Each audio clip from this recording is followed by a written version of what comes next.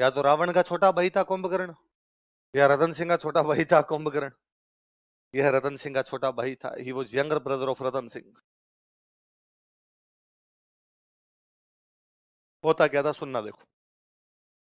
राजाओं के राज में एक विशेषता ये थी कि जो सबसे बड़ा बेटा होता वो तो क्या बन जाता, राजा। बाकी जो उसके भाई होते ना, उनको किसी को एक गांव मिलता, किसी को 2 गांव मिलते, किसी को 3 गांव मिलते। जिन भाइयों को गांव मिलते इन भाइयों को बोलते सामंत। क्या बोला करते? राजधानी वाला इलाका कौन रखता, राजा। बाकी गांव किसको देता, भाइयों को।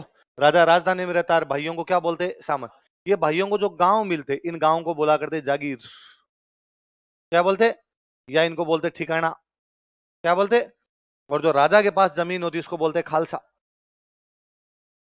क्या बोलते? वह भूमि जो सीधे राजा के नियंत्रण में होती, डायरेक्ट राजा के कंट्रोल में होती, क्या कहलाती, खालसा। वह भूमि, वह लैंड जो राजा अपने भाइयों को अलॉट कर दिया करता, जागीर या ठिकाना। जिन भाइयों को जागीर या ठिकाने मिलते उनको क्या बोलते, सामंत, या इंग्लिश में बोलते फ्यूडल्स। फ्यूडल लॉर्ड या फ्यूडल्स बोला करते इनको। अच्छा, मेवाड़ में जो भी राजा बनता हो नाम क्या लगा था, रावल। क्या लगा था? जैसे इनके सबके नाम देखो आप, बापा रावल, आलू रावल, आगे लगाए नहीं, आप लगा सकते हो, रावल जैत्र सिंह, रावल तेज सिंह, रावल रतन सिंह, इन सबके नाम क्या लगेगा, राव। ये जो छोटे भाई होते जिनको जागीर और ठिकाना मिलते नाम क्या लगाते, राणा। क्या लगाते?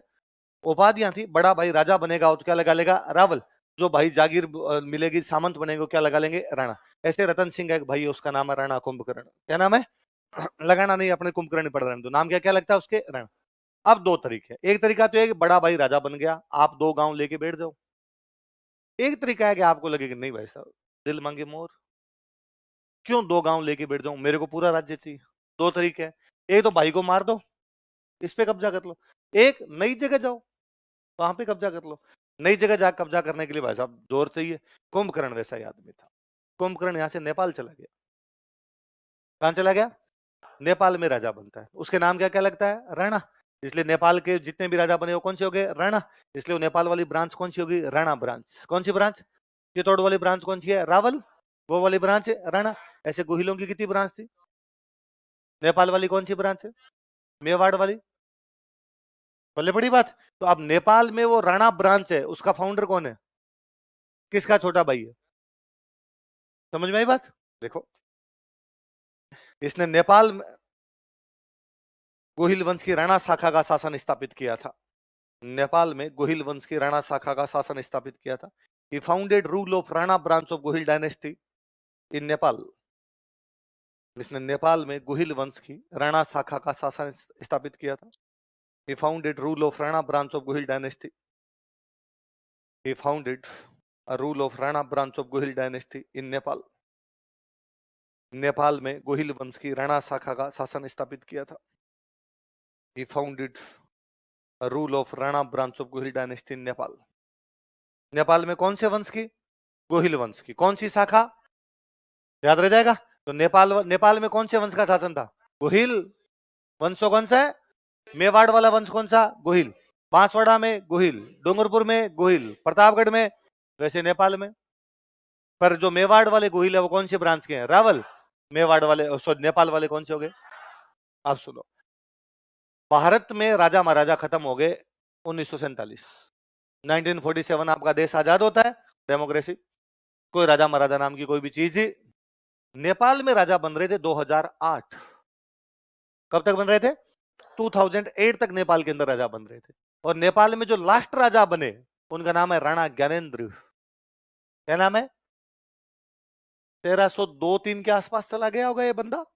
और राजा कब तक बन रहे थे वहां, 2008। मतलब कितने साल राज हुआ होगा, 700 साल बाद में भी राजा का टाइटल क्या है।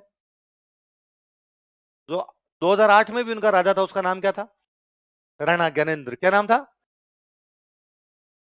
और नेपाल के सारे राजाओं ने राजस्थान ब्याह किए, और राजस्थान के खूब सारे राजाओं ने नेपाल ब्याह किए। क्योंकि ये ठीक वैसा ही है कि अपने चाचा जी बेंगलोर चले जाते हैं बिजनेस करने, पटावरों में ब्याह करने वापस आ जाते हैं गांव। ब्याह बेंगलोर वालों में थोड़ी करेंगे, ब्याह तो गांव में ही करेंगे आके। नेपाल वाले चले गए थे नेपाल, लेकिन ब्याह सब के सब कहां करते थे। मुझे याद है 2008 में जब राणा ज्ञानेन्द्र वहां राज कर रहे थे और वहां राजा का राज हटने वाला था, डेमोक्रेसी आने वाली थी, तो ऐसी खबरें थी कि जनता राजा को पकड़ के मार सकती है। और दुनिया में खूब सारी जगह ऐसा है, भारत को छोड़ दीजिए, भारत के अलावा जहां भी राजाओं का राज खत्म हुआ है, राजा को टांगा है। वो बोले फ्रांस है, वो बोले रूस है, वो बोले ईरान है, वो बोले अफगानिस्तान। अफगानिस्तान में तो राजा को जेसीबी में लटका के बाहर 3 दिन तक टांग के रखा था। क्या कि देखो रे राजा की हमने क्या हालत की। तो था क्या राणा ज्ञानेंद्र को भी लटका सकते हैं। एक दिन अखबार में एक हेडिंग थी कि यदि नेपाल के राणा ज्ञानेंद्र को लगा कि उनको नेपाल में किसी भी प्रकार का खतरा है तो वे सिक्कर में शरण ले सकते हैं। कहां शरण ले सकते हैं? आपने लगता है नेपाल का राणा है, शरण लंदन ले, पेरिस ले, और भारत में भी लेनी तो दिल्ली ले, बॉम्बे ले, राजस्थान में भी लेने तो जयपुर ले, उदयपुर जा, ठेठ चोमू रिंगस क्रॉस करके सीकर और वैसा जगह नहीं मिली। पर नीचे उसमें और लिखा हुआ था क्योंकि राणा ज्ञानेंद्र के राजकुमार पारस की शादी सीकर की राजकुमारी हिमानी के साथ हुई है। कोई भी बंदा संकट में रिश्तेदारों के पास ही जाएगा, उसके बेटे का सास रहा है। सीकर की राजकुमारी की शादी कहां हो रखी है? नेपाल। कहने का मतलब है कि नेपाल वाले यहां से गए थे, उसके बावजूद उनके भारत के साथ रिश्ते हमेशा बहुत अच्छे रहे। और जब तक नेपाल में राजाओं का राज रहा, नेपाल के भारत के साथ रिश्ते हमेशा अच्छे रहे। जैसे ही नेपाल में बाद में राजाओं का राज गया और नेता आए, तो बाद में चीन ने हड्डियां फेंकी, चीन का लॉलीपॉप हम देंगे तुम्हें। उसके बाद से नेपाल और भारत के रिश्ते गड़बड़ाए हुए हैं। 1947 में जब आपका देश आजाद हो रहा था, तो नेपाल के अंदर प्रधानमंत्री, नेपाल के जो राजा थे उनका नाम था राणा त्रिभुवन देव। क्या नाम था? और राणा त्रिभुवन देव ने नेहरू जी कहा कि नेहरू जी आप आजाद हो ही रहे हो, हमें भारत में मिला लो। नेहरू जी ने कहा क्यों? अरे मिला लो यार, अलग पड़े नेपाल क्या करेगा। नेहरू जी ने कहा नहीं, हम खुद 200 साल की गुलामी के बाद अंग्रेजों से आजाद होंगे और आज हम किसी पे कब्जा कर ले, कैसे मुंह दिखाएंगे लोगों को? अब तक कह रहे थे कब्जा गलत है, कब्जा गलत है, और खुद नेपाल को एक्वायर करके बैठे हैं। त्रिभुवन देव ने कहा नेहरू जी आप गलत समझ गए, अंग्रेजों ने तो आप पे कब्जा किया था, हम तो करवा रहे हैं खुद, हम कह रहे हैं हम पे कब्जा करो। तो नेहरू जी ने कहा क्यों, क्यों करना है कब्जा? त्रिभुवन देव ने कहा नेहरू जी प्लीज थोड़ी ज्योग्राफी पढ़ा कीजिए आप, हम लैंड लॉक कंट्री है। कैसी कंट्री है? लैंड लॉक, जिसके चारों तरफ लैंड है, समुद्र ही नहीं। वो देश जिसके चारों तरफ समुद्र नहीं, व्यापार कहां से करेगा? दुनिया का पूरा ट्रेड तो सी रूट है, समुद्र से होता है, हम सामान कहां से मंगवाएंगे? और नेहरू जी वैसे भी नेपाल का मैप भारत के मैप के अंदर है, इंडिया का मैप देखो, इधर उत्तराखंड हिमाचल बीच के अंदर अपना क्या पड़ा है। हम तो वैसे आपके मैप के साथ फ्री में आ रहे हैं।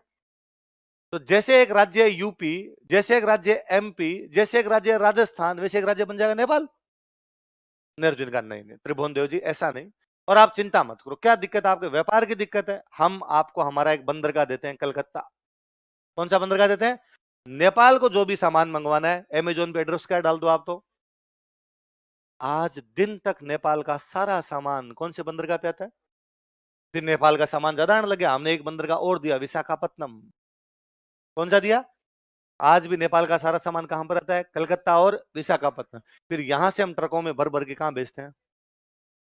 तो नेपाल के साथ अपने रिश्ते इस कदर रहे। हमने और कहा कि आप तो फिक्र मत करना, कोई आप भाई हो, अलग अलग बैठे हैं बस, नेपाल अलग भारत अलग, बाकी आप तो हमारे देश में आओगे तो वीजा भी नहीं लगेगा, इधर से उधर आओ, उधर से, और आप नौकरी करो ना हमारे देश में आगे, क्या चिंता है? बस देश तुम्हारा अलग, हमारा देश। इसलिए नेपाली सारे के सारे भारत में नौकरी कर रहे हैं।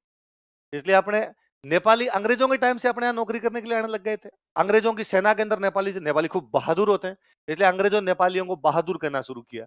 इसलिए वो इतना फेमस वर्ड हुआ कि एटीएम के बाहर गार्ड साहब भी यदि कोई नेपाली अपने कहते और बहादुर, है ना? किसी होटल में कोई सेफ भी यदि नेपाली अपने कहते हैं और बहादुर, नेपालियों को कहना ही क्या लगे? बहादुर। ये नेपालियों को अंग्रेजों का दिया हुआ सरनेम है कि वो बहादुरी बोलने लग गए थे उनको। अब नेपालियों को हमने इवन यहां तक कहा कि तुम हमारी सेना में भी आ सकते हो। भाई कोई देश अपनी सेना में तो अपने देशवासियों को ही लेगा, दूसरों पे विश्वास थोड़ी हो। आज अपने किसी सेना में दूसरा देश का ले ले वो बिक जाए तो, पर नेपालियों पे हमें विश्वास था, हमारे भाई हैं, हमने पूरी रेजिमेंट बनाई गोरखा। कौन सी रेजिमेंट है? गोरखा रेजिमेंट। बाकायदा है, मेरे वतन के लोगों ने गाते हैं तो उसमें बाकायदा लाइन है, कोई सिख, कोई जाट, मराठा, कोई गोरखा, कोई मद्रासी। तो गोरखा, गोरखा कौन? गोरखा अपने थोड़ी है, गोरखा कौन है? और गोरखा होते ही बहादुर, अपने को युद्ध वगैरह जितवाने के अंदर गोरखा खूब आगे रहे। 99 वाले कारगिल वॉर में तो गोरखा रेजिमेंट का खूब ही अच्छा योगदान था भाई। कारगिल वॉर के 99 वाले में पाकिस्तान ऊपर आगे बैठ गया, चोटियों पे कब्जा कर लिया, चोटियों पे कब्जा कर लिया। शुरुआत के अंदर अपने राजस्थान की रेजिमेंट में भेजी गई थी, गजब लड़ी अपने राजस्थान की रेजिमेंट। आप चूरू, सीकर, झुंझुनू का ऐसा कोई गांव नहीं देखेंगे जिसमें 99 में कोई शहीद नहीं है। पर फिर भी पहाड़ों पे राजस्थान वाला बंदा कैसे चढ़े? ऊपर चढ़ने की तो प्रैक्टिस नहीं थी अपने को, तो दोहरे पे चढ़ तो क्या पता भाग जाता अपने वाला, टीले पे चढ़ जाता, लेकिन पहाड़ पे चढ़ने की तो प्रैक्टिस ही नहीं थी। फिर अपने वाले लंबे चौड़े थे शरीर के थोड़े, इसलिए पाकिस्तानियों को ऊपर से दिख जाते कि आ रहा है ऊपर बैठा आदमी, तो एक बम मारे तो 10 सैनिक मार दिए। फिर फाइनली हमें दिमाग में आया कि पहाड़ों पे कौन चढ़ सकते हैं? गोरखे। गोरखे होते भी तो हमने गोरखों कहा, गोरखों चढ़ जाओ। गोरखे पहाड़ जानते थे, गोरखे इधर से उधर से, पाकिस्तानी 5 बैठे ऊपर कि नीचे से कोई हिंदुस्तानी 100 भी आएंगे धड़ धड़ धड़ धड़ उड़ा देंगे इनको, लेकिन इतने में कोई गोरखा धीरे धीरे धीरे धीरे उधर से पास में जाकर त्या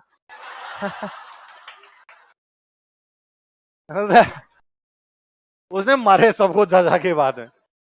तो नेपाल के साथ अपने कितने अच्छे रिश्ते रहे होंगे, ये देख लो कि वो सेना तक के अंदर अपने आते हैं, है ना। तो नेपाल में ये जाने वाला पहला जो हमारा बंदा था, कौन था? कौन था? कुंभ। किसका छोटा भाई था? अभी ना कोरोना में जो कुंभ का मेला लगा था, तो कुंभ के मेले के अंदर सरकार ने कहा अरे कोई कुंभ के मेले में नहीं जाओ, अरे कोरोना फैल जाए। और अपने सर घरों में बैठे ना भाई साहब, कुंभ का मेला बाद में डुबकी लगा लेंगे, आप 12 साल बाद में धो लेंगे अपने, लेकिन अभी कोरोना का डर है, हम जाएंगे। मैंने अखबार में एक दिन फोटो देखी कि नेपाल के पूर्व राणा ज्ञानेंद्र अपनी पत्नी और बेटे के साथ कुंभ के मेले में डुबकी लगाने पहुंचे। नेपाल का राणा कुंभ के मेले में डुबकी लगा के जा रहा है, इसका मतलब वो मानता है कि हम कहाँ से आए हुए हैं? भारत के। भारत में कहाँ से आए हुए हैं? मेवाड़। कहाँ से आए हुए हैं? तो मेवाड़ से जाने वाला जो बंदा था, वो बंदा कौन था अपना? कौन था? कुंभ। किसका भाई था?